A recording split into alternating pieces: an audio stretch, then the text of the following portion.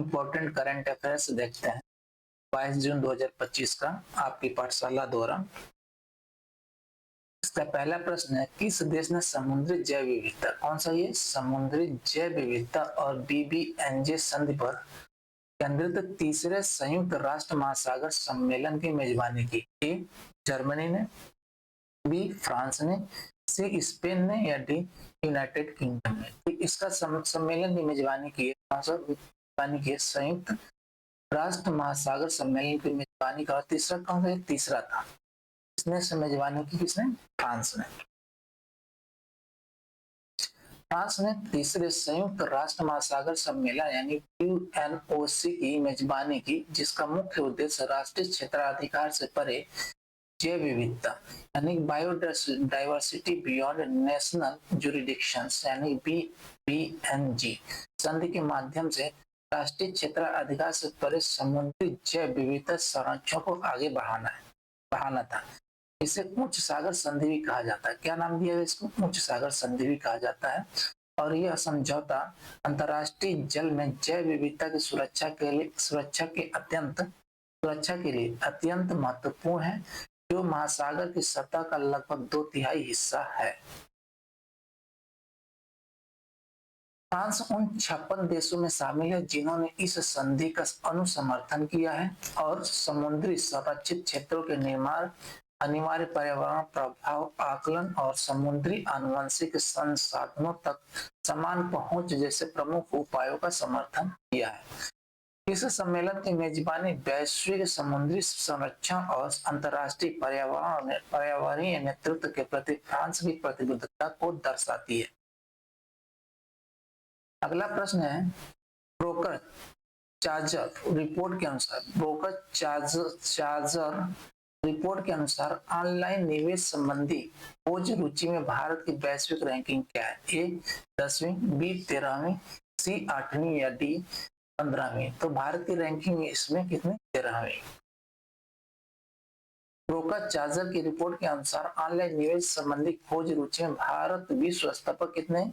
13वें स्थान पर है। यह रैंकिंग प्रति व्यक्ति मासिक गूगल खोज मात्रा पर आधारित है और भारत में विशेष रूप से युवा वर्ग में डिजिटल निवेश के प्रति बढ़ती रुचि को दर्शाती है।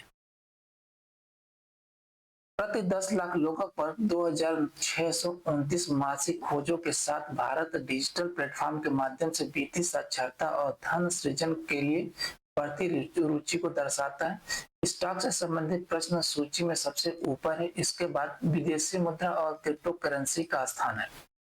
सोने और रियल एस्टेट के प्रति पारंपरिक प्राथमिकताओं के बावजूद आधुनिक निवेश चैनल, फिनटेक एप्स और वित्तीय प्रभावशाली लोगों द्वारा समर्थित देश के विकसित होते निवेश व्यवहार और रुचि परिदृश्य को आकार दे रहे हैं। अगला प्रश्न है, किस देश के नियामक प्राधिकरण ने 2 बार वार्षिक एचआईवी रोकथाम इंजेक्शन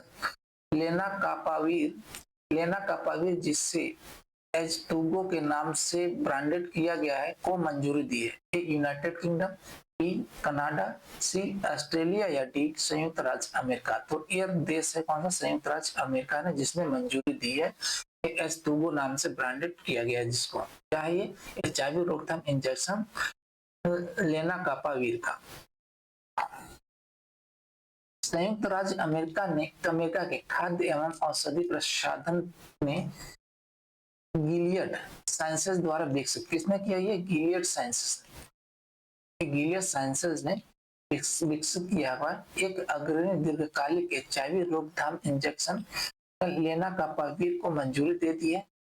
एज़टूगो नाम से ब्रांडेड यह दवा साल में केवल 2 बार दी जाती है और तीसरे चरण के नैदानिक परीक्षण में इसने 99.9% प्रभावशीलता का प्रभावशाली प्रदर्शन किया।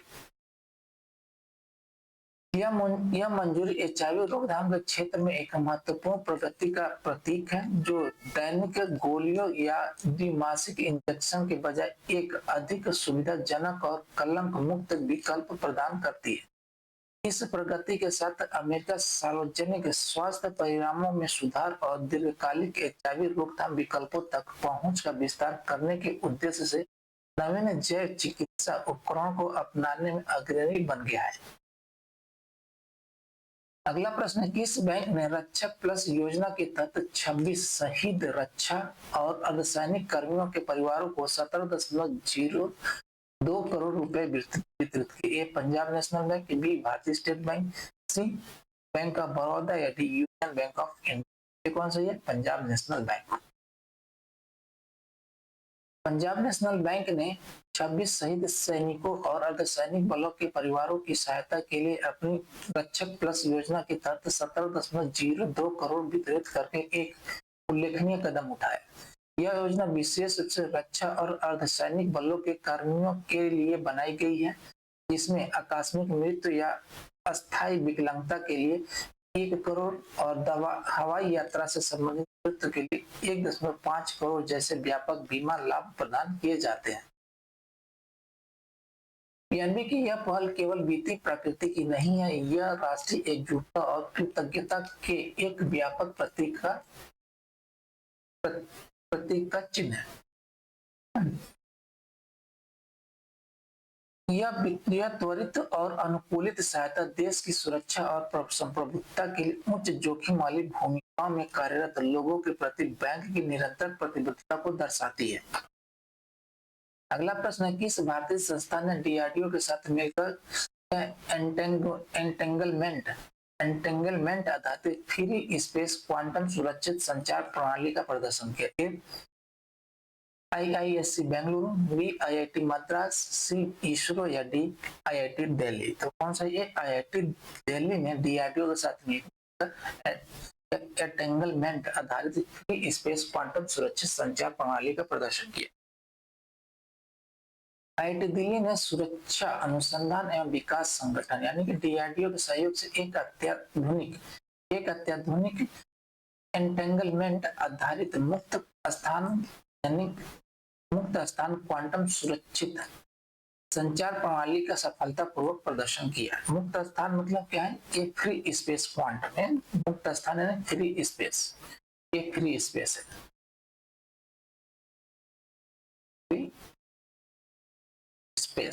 क्वांटम सुरक्षित संचार प्रणाली का सफलतापूर्वक प्रदर्शन किया। इसमें हवा के माध्यम से 1 किलोमीटर की दूरी पर क्वांटम कुंजी वितरण यानी QKD शामिल था, जिसे 240 bps की सुरक्षित कुंजी दर प्राप्त हुई।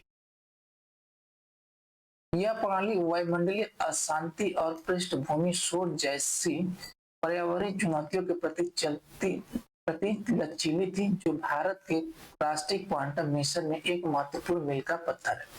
यह नवाचार रक्षा और साइबर सुरक्षा अनुप्रयोगों के लिए क्वांटम सुरक्षित नेटवर्क स्थापित करने की भारत की क्षमता को मजबूत करता है और क्वांटम संचार प्रौद्योगिकियों के व्यवहारिक उपयोग में एक बड़ी छलांग का प्रतीक है।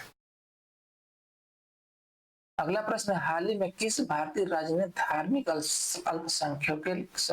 अल्पसंख्यकों के लिए आवास कोटा 10% बढ़ाकर 15% कर दिया? ए महाराष्ट्र, बी तमिलनाडु, सी कर्नाटक या डी तेलंगाना। तो ये कौन सा? ये कर्नाटक है। कर्नाटक ने धार्मिक अल्पसंख्यकों के लिए आवास कोटे में 5% की वृद्धि को मंजूरी दे दी है, जिससे यह 10% बढ़कर कितना हो गया? 15% हो जाएगा। यह निर्णय मुख्यमंत्री सिद्धारमैया की अध्यक्षता में हुई कैबिनेट बैठक में लिया गया, जिसका उद्देश्य समान आवास पहुंच प्रदान करना और विशेष रूप से बेंगलुरु जैसे शहरी क्षेत्रों में खाली पड़े सरकारी घरों की संख्या को कम करना है। इस कदम को आर्थिक रूप से वंचित अल्पसंख्यक समुदायों के लिए सामाजिक न्याय की दिशा में एक कदम के रूप में देखा जा रहा है। हालांकि इस निर्णय पर राजनीतिक प्रतिक्रिया हुई, खासकर बीजेपी की ओर से, लेकिन राज्य सरकार का कहना है कि यह अल्पसंख्यकों के बीच आवास की कमी को दर्शाने वाले आंकड़ों और दिशा निर्देशों के आधार पर एक वास्तविक आवश्यकता को संबोधित करता है। अगला प्रश्न है, किस संगठन ने लघु उपग्रह प्रक्षेपण यानी SSLV के निर्माण और व्यवसायीकरण के लिए इसरो से 511 करोड़ रुपए की प्रौद्योगिकी हस्तांतरण सौदा हासिल किया? ये हाल ने B Bharat dynamics, C alpha design technology या D new space India limited. तो किसने हासिल किया? एक हाल ने हिंदुस्तान एरोनॉटिक्स लिमिटेड हाल ने लघु उपग्रह प्रक्षेपण यान यानी SSLV के निर्माण और व्यवसायीकरण के लिए इसरो से 511 करोड़ रुपए का प्रौद्योगिकी हस्ताक्षर सौदा हासिल किया। यह सौदा उपग्रह प्रक्षेपण यान के उत्पादन और संचालन में सार्वजनिक क्षेत्र के उद्यमों को शामिल करके वाणिज्यिक अंतरिक्ष संचालन को बढ़ावा देने की भारत की रणनीति में एक महत्वपूर्ण बदलाव का प्रतिनिधित्व करता है। हाल को यह गहन मूल्यांकन प्रक्रिया के बाद शीर्ष बोलीदाता के रूप में चुना गया था और उसे इसरो से 2 साल का व्यवहारिक प्रशिक्षण और सहायता प्राप्त हुई। इस चरण के बाद हाल द्वारा स्वतंत्र रूप से SSLV का उत्पादन करने की उम्मीद है और भविष्य में उसकी योजना सालाना 6 से 12 SLV बनाने की है, जो भारत के अंतरिक्ष व्यवसायीकरण लक्ष्यों में महत्वपूर्ण योगदान देता है। अगला प्रश्न है, किस संस्थान ने परियोजना वित्त जोखिमों के प्रबंधन में बैंकों और वित्तीय संस्थाओं का मार्गदर्शन करने के लिए अंतिम परियोजना वित्त निर्देश 2025 जारी किया? ए वित्त मंत्रालय, बी नीति आयोग, सी भारतीय रिजर्व बैंक या डी भारतीय प्रतिभूति और विनिमय बोर्ड। तो ये किसने जारी किया? परियोजना वित्त निर्देश 2025 अंतिम इसको जारी किया है ये भारतीय रिजर्व बैंक ने। भारतीय रिजर्व बैंक ने बैंकों और अन्य विनियमित संस्थाओं के लिए विशेष रूप से बुनियादी ढांचे और वाणिज्यिक अचल संपत्ति जैसे जोखिम भरी क्षेत्रों में परियोजना वित्त के संचालन हेतु एक संरचित नियामक ढांचा तैयार करने हेतु परियोजना वित्त करने हेतु अंतिम परियोजना वित्त निर्देश 2025 जारी किया है। संशोधित कम प्रावधान मानदंड या निर्माणाधीन CRE के लिए 1.25% और बुनियादी ढांचे के लिए 1% निर्धारित करके RBI ने निर्देताओं पर पूंजीगत बोझ कम करने के साथ साथ अनुशासित परियोजना पूर्णता को प्रोत्साहित करने का लक्ष्य रखा है। इन निर्देशों में एक सिद्धांत आधारित तनाव समाधान ढांचा और युक्ति संगत BCCO यानी कि वाणिज्यिक परिचालन प्रारंभ तिथि विस्तार भी शामिल है, जो बैंकों को विवेकपूर्ण जोखिम प्रबंधन बनाए रखते हुए लचीलापन प्रदान करता है। अगला प्रश्न है, इस राज्य या केंद्र शासित प्रदेश ने 2023-24 के लिए द परफॉर्मेंस ग्रेडिंग इंडेक्स यानी PGI 2.0 रिपोर्ट में सर्वोच्च स्कोर प्राप्त किया और प्रचेष्टा 1 ग्रेड प्राप्त किया है? ए दिल्ली, बी चंडीगढ़, सी केरल या डी महाराष्ट्र। तो कौन सा ये चंडीगढ़ है जिसने प्रचेष्टा 1 ग्रेड प्राप्त किया है और रिपोर्ट में क्या सर्वोच्च रैंक स्कोर प्राप्त किया है। शिक्षा मंत्रालय द्वारा शैक्षणिक वर्ष 2023-24 के लिए जारी परफॉर्मेंस ग्रेडिंग इंडेक्स यानी PGI 2.0 रिपोर्ट में चंडीगढ़ 703 अंकों के साथ सभी राज्यों और केंद्र शासित प्रदेशों में शीर्ष प्रदर्शनकर्ता के रूप में उभरा। इस प्रकार यह प्रचेष्टा 1 ग्रेडिंग प्राप्त करने वाला एकमात्र संस्थान बन गया जिसमें 701 से 760 तक के अंक शामिल हैं। NEP 2020 के अनुसार PGI 2.0 ढांचा 6 महत्वपूर्ण क्षेत्रों में शैक्षिक प्रणालियों का मूल्यांकन करता है। चंडीगढ़ का लगातार तीसरे वर्ष शीर्ष प्रदर्शन, शैक्षणिक परिणामों, पहुंच, समानता, बुनियादी ढांचे, शासन और शिक्षा जैसे क्षेत्रों में इसकी निरंतर उत्कृष्टता को दर्शाता है।